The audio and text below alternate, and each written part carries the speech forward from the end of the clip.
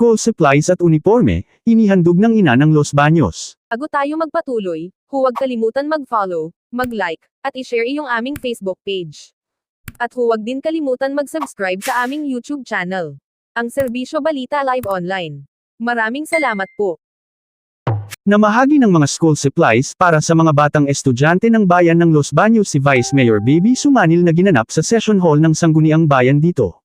Ang ilan sa mga nasabing bata ay nagkaroon din ng pagkakataong mabigyan ng libreng uniforme. Ang nasabing mga bata ay mga nanalo sa online na patimpalak na isinagawa ng Vice Mayor sa kanyang social media account. Ayon kay Vice Mayor Sumanil, taon-taon niyang proyekto ito para sa mga bata, at nais niya sana ito mapalawig ng husto sa pamamagitan ng isang ordinansang maglalayong mabigyan ng libreng gamit pang-eskwela ang bawat estudyante mula sa pre-ELM hanggang sa senior high sa buong bayan ng Los Baños. Vice Mayor Baby, ano po itong activity po ngayon? Ito po ay activity ng inyong lingkod para sa darating na pasukan. Alam naman natin na ngayong pasukan ng taon-taon mula 2007 hanggang ngayon ay pinaghahandaan natin to. Pero ito ngayon po ay kakaiba dahil ito po ay dinaan natin ngayon sa aking Facebook page na anak ng LB, Love Ka ni Baby. Ito po ay pagbigay ng mga school supplies sa 300 po nating mga kababayan. Mula po ito sa aming pamilya, personal na programa po ito. At ito ay isa sa aking ninanais pagdating ng panahon na bawat pamilya dito sa ating bayan ay may makagraduate para may ataas natin ang antas ng pamumuhay ng bawat mamamayan dito po sa ating bayan. So, meron po tayong premyo na binigay kasi lahat po naman sumulat sila sa akin. So, yung may pinakamadaming likes and comments, nanalo po yun ng 5,000 pesos.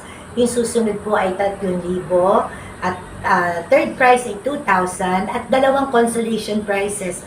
So, hindi lang po yan. Pagkatapos dito ngayon, pupunta kami ngayon sa palengke dahil bibigyan ko po ng bagong uniform yung mga nagwagi po sa atin. May school supplies ang lahat ng 300 na bata at meron lang tayong 5 bata na nakakuha ng cash prize at bagong uniform para sa darating na pasukan.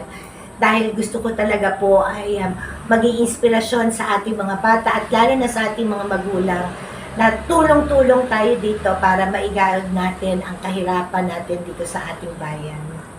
Ipinaliwanag pa ng tinuturing na ina ng bayan na prioridad niya ang mga batang estudyante ng Los Baños upang mabigyan ng sapat at maayos na edukasyon ang mga ito.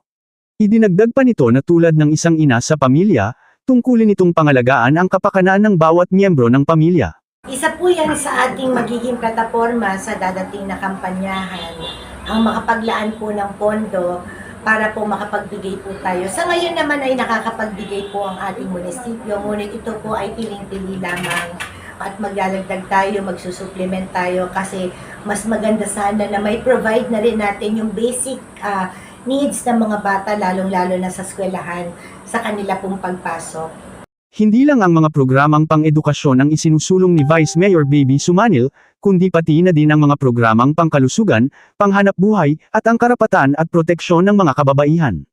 Aniya, bukas ang kanyang tanggapan para sa lahat ng kanyang mga kababayan na maglalapit ng kanilang mga kahilingan o kailangan. Ito si Ian Almario, ang AI reporter ng Serbisyo Balita, nag-uulat para sa DZSB, ang himpilan ng katotohanan at paglilingkod.